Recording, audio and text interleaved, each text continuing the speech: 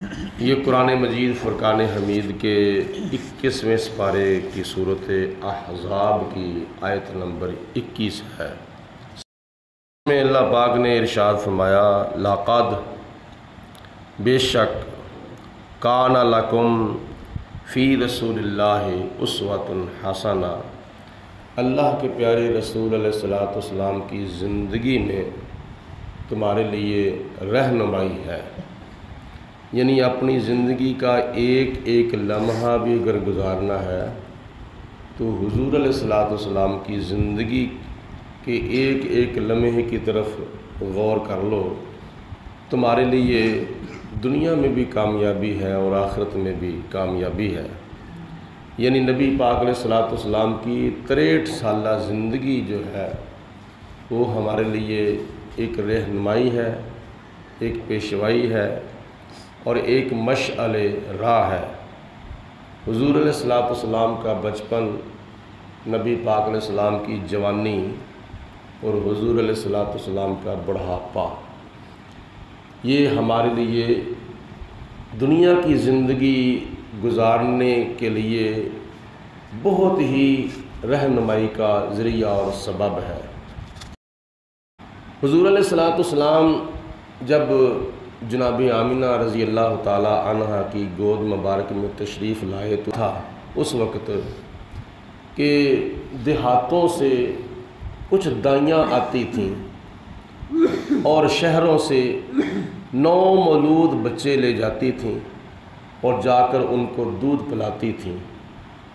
اور ان دائیوں کو پھر دودھ پلانے کا معاوضہ ملتا تھا۔ تو یہ مکہ شریف کے اندر یہ ایک رواج تھا۔ تو رواج کے مطابق اس سال بھی ربیع الاول شریف کی 12 تاریخ کو دیہاتوں سے کچھ دائیاں مکہ المکرمہ میں آئیں، تو ان میں حضرت حلیمہ سعدیہ رضی اللہ تعالی عنہ بھی تھیں۔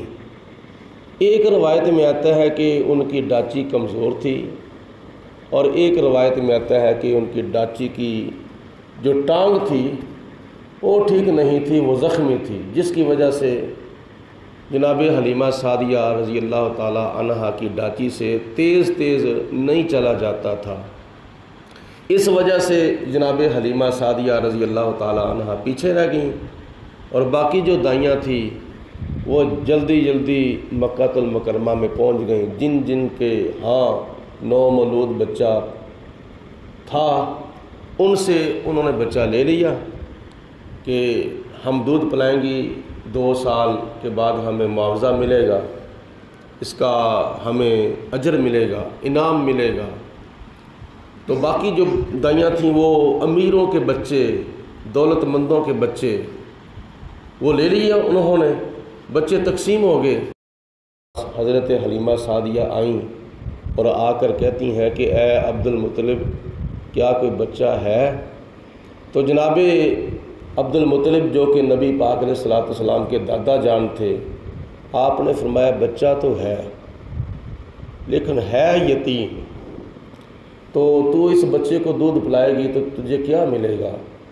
یتیم کے گھر سے تجھے کیا ملے گا؟ اس کا باپ ہی اللہ تعالیٰ کو پیارا ہو گیا ہے 6 مہینے پہلے۔ لیکن فطرت مسکرا کے کہہ رہی تھی کہ حلیمہ تو بڑی خوش نصیب ہے، یہ دروازہ ایسا ہے، اس دروازے سے خالی واپس نہیں جانا۔ فطرت مسکرا کے کہہ رہی تھی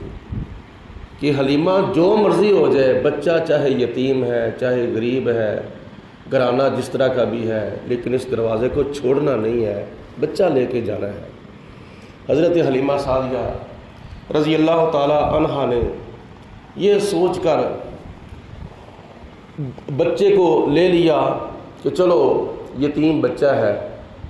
کچھ نہ کچھ تو ملے گا نا۔ جناب حلیمہ سعدیہ رضی اللہ تعالی عنہ جناب آمینہ رضی اللہ تعالی عنہ کے پاس آئیں اور آ کر کہا کہ آمینہ مجھے بچہ دے دو، میں نے اس بچے کو دودھ پلانا ہے۔ تو جناب آمینہ رضی اللہ تعالی عنہ نے حضور علیہ الصلوۃ والسلام کو ایسے اٹھایا اور اٹھا کر حضرت حلیمہ سعدیہ رضی اللہ تعالیٰ عنہ کی گود میں ڈال دیا لیکن قدرت کیا کہہ رہی تھی کہ حلیمہ کتنی تو خوش بخت ہے، کتنی تو خوش قسمت ہے، اللہ تعالیٰ نے تیری گود کے اندر بچے کی صورت میں پوری کی پوری خدائی جو ہے وہ ڈال دی ہے، تجھے پوری کی پوری خدائی مل گئی ہے، بڑی تو نے توقیر پائی حلیمہ، بڑی تو نے توقیر پائی حلیمہ، بنی تو محمد کی دائی حلیمہ۔ آج بھی اگر کسی کو موقع ملتا ہے مدینہ شریف میں جانے کا تو مدینہ المنورہ کا جو قبرستان ہے جنت البقیع، اس جنت البقیع کے اندر حضرت حلیمہ سعدیہ رضی اللہ تعالی عنہا کی قبر مبارک ہے۔ تو جانے والے جاتے ہیں، جا کے اس قبر کی زیارت کرتے ہیں اور اس قبر کے پاس کھڑے ہو کر بس اپنے اپنے لفظوں میں نبی پاک علیہ الصلوۃ والسلام کی شان اور حضور کا میلاد بیان کرتے ہیں، اور ساتھ حضرت حلیمہ سعدیہ کی خوش قسمتی بھی بیان کرتے ہیں کہ بڑی تو نے توقیر پائی حلیمہ، بنی تو محمد کی دائی حلیمہ۔ حضرت حلیمہ سعدیہ رضی اللہ تعالیٰ عنہ لے کے جب واپس آئیں تو واپسی پر نبی پاک علیہ الصلوۃ والسلام کے سوار ہونے کی ایسی برکت ہوئی کہ جاتی مرتبہ حلیمہ سعدیہ کی ڈاچی پیچھے رہ گئی تھیں، لیکن واپسی پہ اتنی رفتار تیز، اتنی سپیڈ تیز ہوئی کہ ان دائیوں کے ساتھ نہ صرف ملی تھیں بلکہ آگے گزر گئی تھی، ان دائیوں کو کراس کر گئی تھی۔ تو دائیاں کہتی ہیں حلیمہ تیری تو ڈاچی بڑی کمزور تھی، تیری ڈاچی کی ٹانگ ہی ٹھیک نہیں تھی، تو پیچھے رہ گئی تھی، آگے کیسی گزر گئی ہے، تو کیا تو نے سواری بدلی ہے؟ تو جناب حلیمہ سعدیہ فرماتی ہیں میں نے سواری نہیں بدلی، اس سواری کے اوپر سواری عرشوں کا شہ سوار ہو گیا ہے، اس سواری کے اوپر عرشوں کا شہ سوار ہو گیا ہے۔ تو یہ اس کی برکت ہے۔ بعض روایات میں آتا ہے کہ حلیمہ سعدیہ رضی اللہ تعالیٰ عنہ فرماتی ہیں کہ میں جس درخت کے پاس سے گزرتی ہوں وہ درخت بھی جھک کر میرے لال کو درود و سلام پیش کرتا ہے، جس پتھر سے گزرتی ہوں وہ پتھر بھی نبی پاک علیہ الصلوۃ والسلام کو سلامی کے تحفے پیش کرتا ہے۔ جب اپنے گھر میں آئیں دودھ پلانا شروع کر دیا تو حلیمہ سعدیہ فرماتی ہیں کہ نبی پاک علیہ الصلوۃ والسلام کے مکھ کے نور کا اتنا چانن اور اتنی روشنی ہوئی کہ مجھے رات کو دیا بتی چراغ جلانے کی بھی ضرورت نہیں آتی، بلکہ صبح اٹھ کے دوسری بیبیاں مجھے کہتی ہیں حلیمہ تو رات کو چراغ کیوں نہیں بجھا کے سوتی، ساری رات تیرے گھر کے روشن دانوں سے لائٹیں نکلتی ہیں۔ تو آپ نے فرمایا کہ میں نے جب کا جناب آمنہ سے لال حاصل کیا ہے اس وقت سے مجھے اپنے گھر میں دیا یا بتی یا چراغ جلانے کی ضرورت ہی پیش نہیں آتی۔ اس سلسلے میں آخری بات سماعت فرمائیں کہ نبی پاک علیہ الصلوۃ والسلام کو حضرت حلیمہ سعدیہ نے دودھ پلانا شروع کر دیا، اور بیویوں کی ایک عادت ہوتی ہے کہ دودھ پلاتی ہیں نا، ایک طرف سے دودھ پلا کے پھر دوسری طرف سے دودھ پلاتی ہیں۔ تو حضرت حلیمہ سعدیہ نے بھی ایسا کیا، ایسا جب کیا تو نبی پاک علیہ الصلوۃ والسلام نے ایک طرف سے دودھ پیا اور دوسری طرف سے دودھ نہیں پیا بلکہ چہرہ پھیر لیا۔